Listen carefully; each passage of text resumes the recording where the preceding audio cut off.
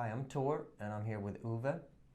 Today we're going to talk about the maintenance supervisor role. We have talked about different roles, planners, maintenance managers. We talked about operations maintenance coordinator in this series, but today we're talking about the supervisor role.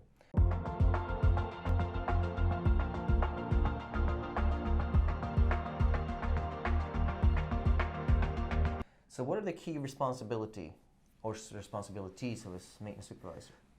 Well, I think you can almost state it in one sentence and say the main responsibility for the maintenance supervisor is to execute maintenance work.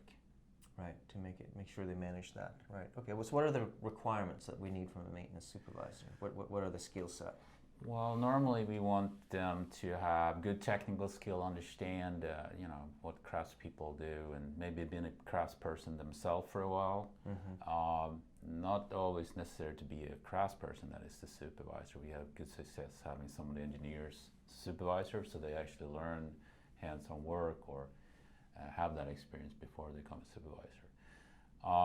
Of course, you got to have good people and leadership skills, I think, so really manage your crew, make sure they're an effective team, so to speak.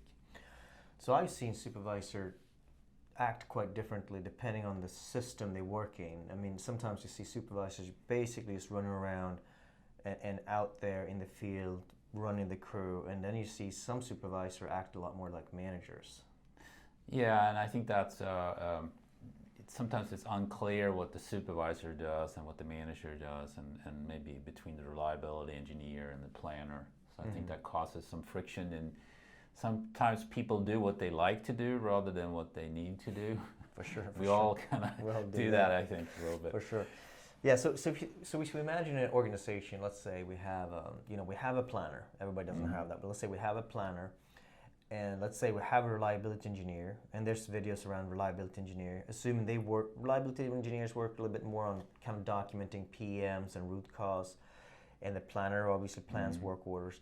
If we take a supervisor typical week, I mean, what are the key tasks you see a supervisor should do in a well-functioning system? Yeah, I believe there's a few points there. So one thing is to, of course, partner with the production, and normally you have an operation and maintenance coordinator to screen out work orders and prioritize work every day.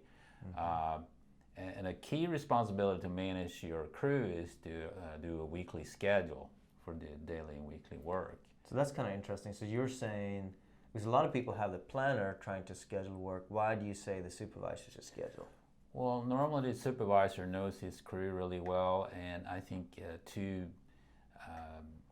that should be something that they worry about the next week and today, so to speak, whereas the planner needs to focus on, the next month or even longer than that, depending on trying to ordering parts, getting contractors in, or long lead time items that needs to be prepared by the planner.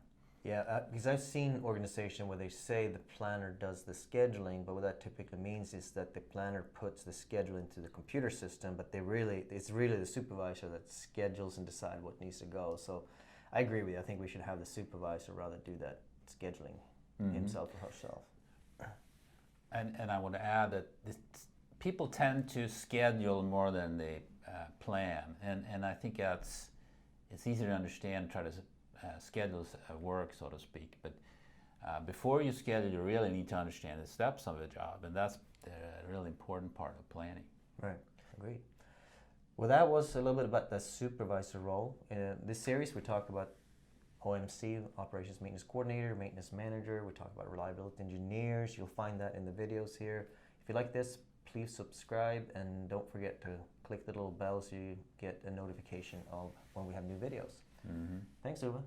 Thank you.